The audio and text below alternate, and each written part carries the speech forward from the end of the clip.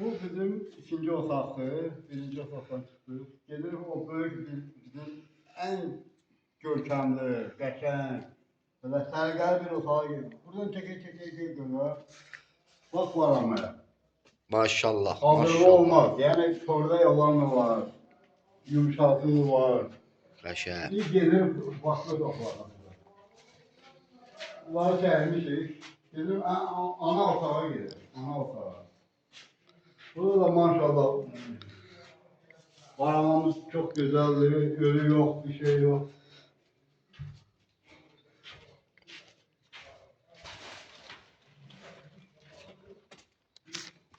Gel arkadaşlar, gel. Asıl ana otak bizim burada büyük otaktır.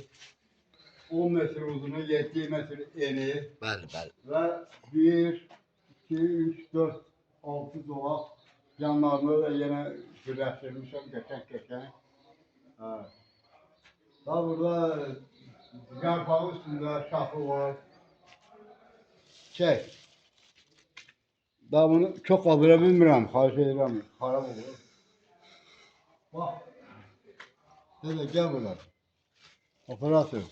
Oh, can yüreğim. Maşallah, maşallah. Allah pis gözlərdən Heç kim saxlasın. Allah itirməsin. Bura bak. Amin. Gel. Bunu yenə qaldıra bilmirəm. Ziyandır mənim. Ehtiyac yoxdur müəllim, gözəldir belə. Hə. Malın batar. Bak, buradan vurun. Üstü yarpaq da biraz görükmüyor ama her yere vurup bağlamam. Qəşəng. Allah'a qurban olun. Allah zəhmətini bitirmə. Amin. Siz də çəkə bilərsiniz belə. Siz də çəkin. Bura bax müəllim. Sabaha bu yoxdur qursa. Barama. İnşallah.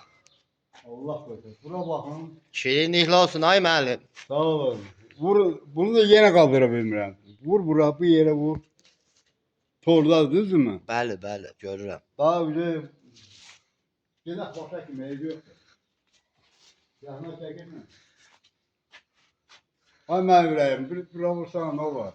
Baş üstə, baş üstə. Vur bura. İndi o ən qıraqda elə ora girməyə dəymir. Bir dənə belə çəkiliş elə, xahiş edirəm.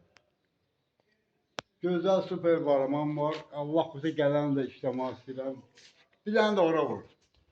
O qırağa bax, həyatdır, həyat. Canım üçün. Allah'a qurban, Allah heç kimin əzətini itirməsin. Amin. İstəyirik, işləmək də istəyirəm. Superdir, Heç kim super. qorxmaq olmaz. Gözəl. Bərəkətdir. Ballara çörək qazanırım. Ailəmə, balama. Çox süper işimiz oldu. Sağ olun. Qəşəng, qəşəng, minnətdaram. Bax, balamaya bax sen. Vay. Təşəkkür ederim hamıza. Xahiş edirəm mənim gözəl qardaşlarıma. İşdən qorxmayın. Bir balaca əziyyətin, nə olar? Gözəl hava pul qazanmaya Allah hamıya qismət eləsin. Amin. Çox sağ ol müəllim. Sağ ol. Sağ ol.